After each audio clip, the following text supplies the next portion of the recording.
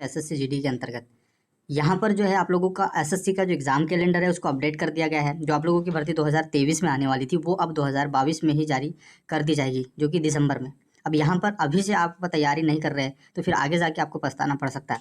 तो इसमें हम बात करेंगे इस वीडियो में कि एसएससी जीडी कांस्टेबल 2022-23 का जो सिलेबस है, ठीक है, टॉपिक वाइज देखेंगे, है ना। एग्जाम पैटर्न किस तरीके से रहने वाला है, सारी चीज़ों को हम समझने वाले हैं।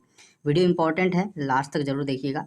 देखिए यहाँ पर अगर हम बात करते हैं इसके सिलेबस और एग्जाम पैटर्न की, तो सबसे पहला पॉइंट हम यहाँ पर देख रहे हैं कि इसमें जो है आप लोगों की जो परीक्षा है वो कंप्यूटर बेस्ड होगी, ऑनलाइन परीक्षा होगी और 100 अंक आपको पूछे जाएंगे, जिसमें आप लोगों का जो है रीजनिंग, गणित, सामान्य ज्ञान और हिंदी और अंग्रेजी, मीडियम वाले के लिए अंग्रेजी, हिंदी मीडियम वाले के लिए हिंदी से सवाल पूछे जाएंगे। हर विषय के लिए जो है 25 प्रश्न यहाँ पर रखे गए हैं और नेगेटिव मार्किंग भी है, याद रखिएगा।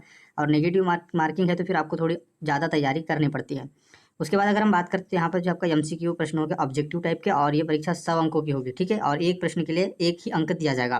परीक्षा के अंदर अंग्रेजी और हिंदी दोनों भाषाओं में प्रश्न पूछे जाएंगे और ऑनलाइन परीक्षा में जो है 90 मिनट का समय दिया जाएगा, ठीक है। उसके बाद आपका फिजिकल होता है। यहाँ पर एक अपडेट मैं आपको दे दूँ कि आप लोगों की जो एग्जाम है, ठीक है, वो याद रखिएगा आपकी मार्च में आपकी एग्जाम शुरू हो जाएगी, मार्च 2023 में। तो यहाँ पर एसएससी जीडी के लिए कम से कम आपको 6 से 8 महीना तैयारी करना पड़ता है, तभी जो है आप अच्छे अंक ला पाएंगे और जो है आप अच्छी तैयारी को जो है अपनी बेहतर बना पाएंगे। अब यहाँ पर देखिए यहाँ पर किस तरीके से क्या है, तो देखिए ये आपका एग्जाम पैटर्न कुछ इस तरीके से दिया हुआ है। आपका सामान्य ज्ञान और जागरूकता में आपके 25 जो है प्रश्न रहेंगे, 25 ही जो है अंक दिए जाएंगे। रीजनिंग जो है उसके लिए 25, गणित के लिए 25 और हिंदी या अंग्रेजी इसके लिए जो है 25। ये कुछ इस तरीके का आपका एग्जाम पैटर्न रहने वाला है, 100 प्रश्न 100 अंकों के लिए, ठीक है। अगर हम बात करते हैं सामान्य ज्ञान और सामान्य जागरूकता का जो सिलेबस है वो किस तरीके से है, देखिए क्या क्या आपसे पूछा जाएगा।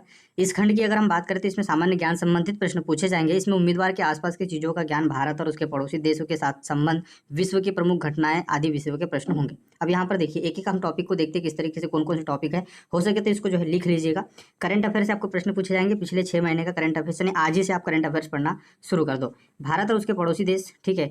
खेल और सिनेमा, इतिहास से प्रश्न पूछे जाएंगे। भारतीय संविधान, भारतीय संस्कृति, राजनीति, महत्वपूर्ण घटनाएं, पुरस्कार और सम्मान, आर्थिक दृश्य, भूगोल, विज्ञान के महत्वपूर्ण अनुसंधान और महत्वपूर्ण दिन और तारीखें इत्यादि। ये जो आपका सिलेबस आपको दिखाई दे रहा है ये है आप लोगों का सामान्य ज्ञान वाला सिलेबस, ठीक है। सामान्य ज्ञान से ये पूरे टॉपिक आपको कवर करने हैं, है ना। अब यहाँ पर अगला जो टॉपिक है उसको हम यहाँ पर देखते हैं किस तरीके का यहाँ पर रहेगा।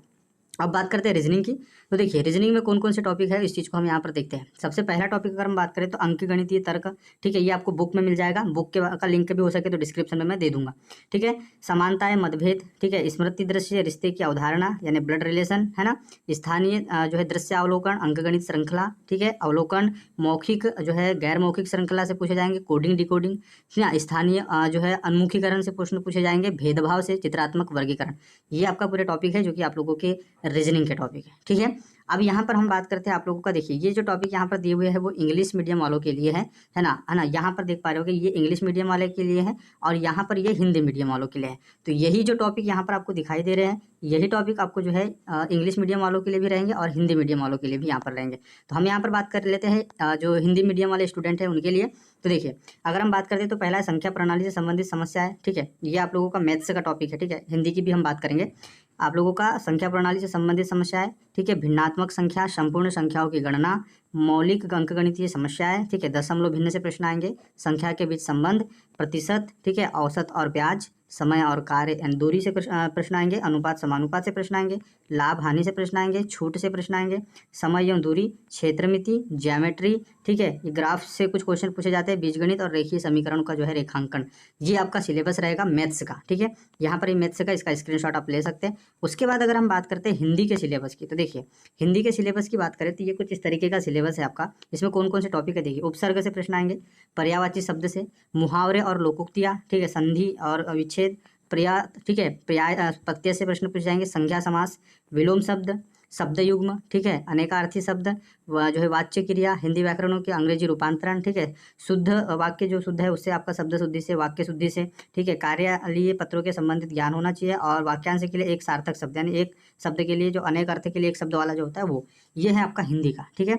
अब बात करें तो यहाँ पर आप देख पा रहे हो कि अगर आप इंग्लिश लैंग्वेज वाले हैं तो ये कुछ इस तरीके का आपका सिलेबस ये रहने वाला है। यही सिलेबस है, बस इसको आप लोगों को जो है हिंदी मीडियम वालों को हिंदी में पूछा जाएगा और इंग्लिश मीडियम वालों को इंग्लिश में पूछा जाएगा। तो तैयारी शुरू कर दीजिए, अगर कोई डाउट है तो कमेंट करें। मिलते हैं नेक्स्ट वीडियो में। जय हिंद।